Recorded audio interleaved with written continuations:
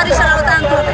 এটাই দাবি, এবং এটা যদি আধা ঘন্টার মধ্যে আমাদের প্রজ্ঞাপন না দেওয়া হয়, এবং বৈষম্যদারী প্রতিষ্ঠান বাংলাদেশ থেকে আমরা সাবধান বন্ধ করব।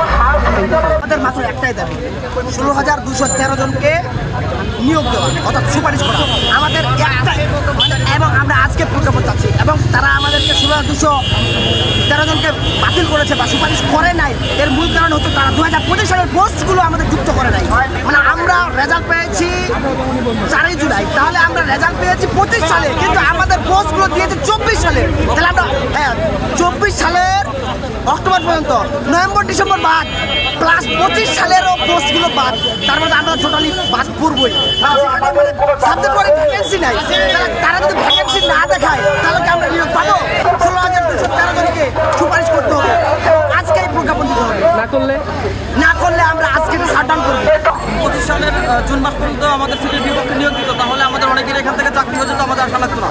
এখন আমাদের দাবি হচ্ছে অবশ্যই আমাদের সকলকে নিয়োগ দিতে হবে। আমাদের সকলের মধ্যে 16,213 জন প্রার্থী রয়েছে, এই 16,213 জনের মধ্যে সকলকে নিয়োগ দিতে হবে। আর এর জন্য যদি 2025 সালের ডিসেম্বর পর্যন্ত, একদম ডিসেম্বর পর্যন্ত পদ সংখ্যা যুক্ত করতে হয়। আপনারা সবাই আমাদের ব্যানারগুলো সামনে রাখুন, ধরুন সবাই লাইনবদ্ধভাবে দাঁড়িয়ে ব্যানার ধরে রাখুন।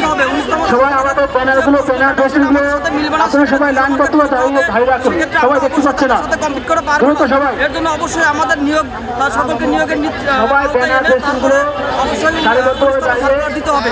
না হলে আমাদের 6 মাসের মধ্যে আমাদের সনদটা বঞ্চিত হবে। সবাই সিরিয়ালবদ্ধভাবে আমাদের এখানে আছে, আমাদের দাবি একটাই, 16,213 জনকে নিয়োগের আওতায় এনে পরবর্তীতে সার্কুলারের কার্যক্রম সম্পূর্ণ করতে হবে। যদি না মানে তাহলে আমরা এই রাস্তায় জীবন দিব।